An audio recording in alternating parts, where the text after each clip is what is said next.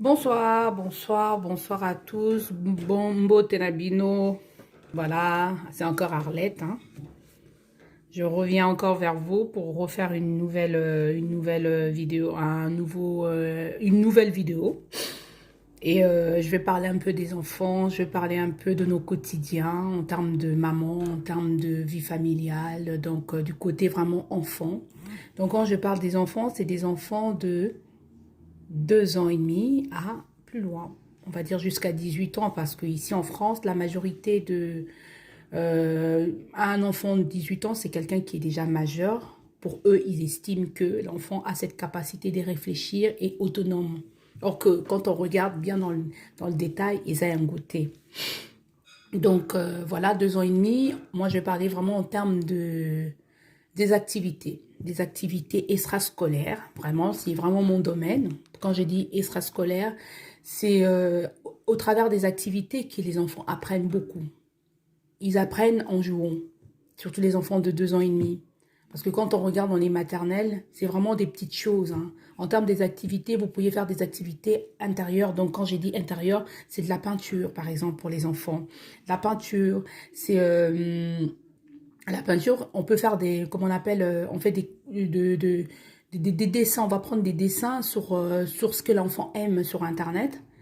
Donc, on va le coller sur une page Word, on va l'imprimer, on va mettre la peinture. Ne mettez pas que votre couleur que vous préférez, mettez la couleur, plusieurs couleurs et laissez le choix à l'enfant. Mettez un tablier et laissez l'enfant se divertir. Donc, ça veut dire que l'enfant va faire avec son imaginaire, c'est vraiment l'imaginaire qui est là-dessus. Et voilà, comme activité, il y a la pâte à sel à la maison avec les parents. Il y a aussi la pâte à sel, il y a la cuisine, il y a tout ce qui est gâteau. Vraiment, moi, si j'ai un conseil à donner aux parents, c'est de pouvoir faire de la pâtisserie avec les enfants. La pâtisserie, quand vous allez sur Internet, c'est vraiment des choses basiques, quoi. On va dire, par exemple, le gâteau 4K, c'est un gâteau où il y a juste le yaourt. Donc, c'est vraiment un gâteau simple à faire avec les enfants ou des crêpes. Des crêpes bretons, c'est vraiment léger et les enfants aiment bien pour le goûter. Et ça, par exemple, c'est vraiment quelque chose d'enrichissant. À part ces activités-là, on peut faire des petits jeux. Donc, je conseille beaucoup aux parents d'aller dans les ludothèques. Les ludothèques, c'est un lieu où les enfants vont trouver leur plaisir en termes d'activités, en termes d'activités, on va dire des activités, des activités, des jeux. Ils vont trouver là-dedans. Il y a pas mal de jeux à la ludothèque. Et il y a la lecture aussi. Vraiment, je conseille aux parents, moi je ne suis pas trop livre, mais je conseille aux parents de pouvoir, je conseille aux parents de pouvoir aller amener les enfants dans les médiathèques. Les médiathèques, c'est très enrichissant pour les enfants. Leur apprendre à lire déjà en bas âge, leur faire voyager, travailler leur imaginaire. Donc, et d'Akaba la Minki. Donc, à part ça, au niveau extérieur, il y a pas mal des activités. Si vous voulez vous renseigner en termes des activités, on est en vacances, bah, par exemple, bah, éviter tout ça, la nini. Vacances, il y a, comment on appelle, tu vas sur Internet, activités vacances pour les enfants, tu vas trouver. Il faut qu'on ait cette habitude de pouvoir sortir nos enfants. Et ça va rater que on va ordre, leur donner des ordres en disant, vous faites ça, vous faites ça, vous faites. Non. Le but aussi, c'est de pouvoir leur donner le plaisir d'être là. Parce que les enfants, ils vont vous demander, oui, mais c'est aussi à vous de voir aussi en termes du budget. Et voilà, il y a ces activités-là. Vous allez sur Internet. La mairie propose pas mal des activités pour les enfants de bas âge. Les contes dans les ludothèques, ça existe. Des musées. Il y a des musées où les enfants, vous vous rendez pas compte. Pour vous, peut-être, ça va vous ennuyer. Et pas nabino, beaucoup bailler, peut-être beaucoup s'ennuyer. Mais nabana, ça les apporte énormément parce que déjà, au niveau culturel, moi, naïbi qui a pour ses repères, en fait. L'enfant, quand l'enfant sait se repérer dans l'espace, même pour nous, c'est enrichissant parce qu'on sait que là-bas, et la mairie, de ce côté-là, c'est la poste. Donc, pour l'enfant, c'est important de savoir que là, c'est la mairie, il y a ça, ça, ça, ça. La mairie, vous allez là-bas, il y a tout ce qui est, il y a pas mal, sur l'administration, il y a pas mal des associations qui s'occupent aussi de tout ce qui est activité pour les enfants. Donc, on a pas mal des droits là-dedans. Et n'hésitez pas pour les enfants de cet âge-là, Ça, c'est des enfants de 2 ans, on va dire vers jusqu'à 6 ans. À partir de 6 ans, qu'est-ce qu'on peut faire aux enfants? Pratiquement la même chose, mais et pouvoir évoluer. Donc, il y a des jeux dans les ludothèques qui sont différents avec les enfants de 6 ans, par exemple.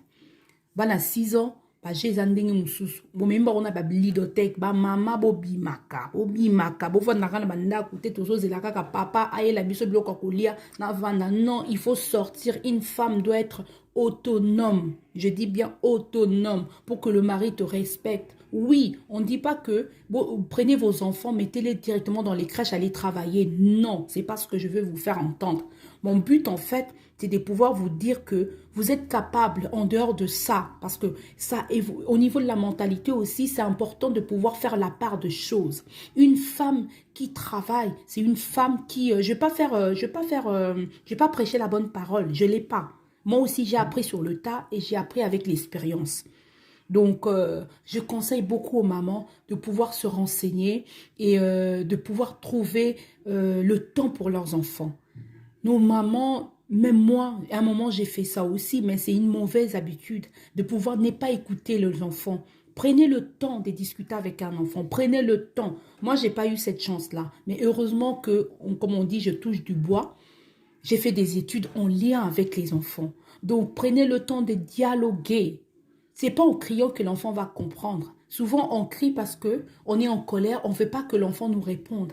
Moi, j'ai des adolescents à la maison, mais mes deux adolescents, j'essaye. Je ne vais pas dire que j'ai la clé ou j'ai la solution parfaite, mais j'essaye de pouvoir dialoguer avec eux afin qu'ils comprennent en fait qu'on est là aussi pour leur bien, quoi.